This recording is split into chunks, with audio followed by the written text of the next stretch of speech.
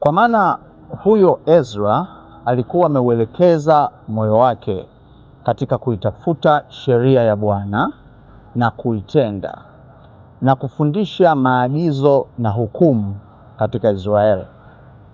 Hiyo ni Ezra 7 mstari wa 10.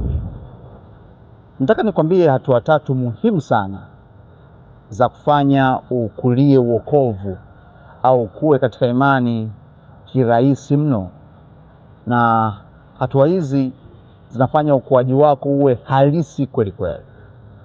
Hatua ya kwanza, kutokana na mstari ambao tumeusoma, ni kutafuta kujua neno la Mungu. Biblia inasema Ezra aliuelekeza moyo wake katika kutafuta sheria ya Mungu.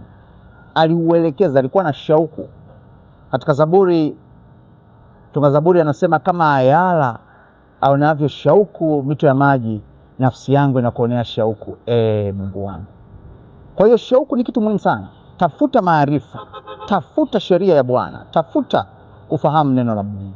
Lakini jambo la pili ni kulitenda. Maana yake ni nini? Maana yake baada ya hatua ya kwanza ya kuwa umeshajua cha kufanya, Biblia inasema yeye ajuaye kufanya mema asiyatende, kwake huyo ni dhambi.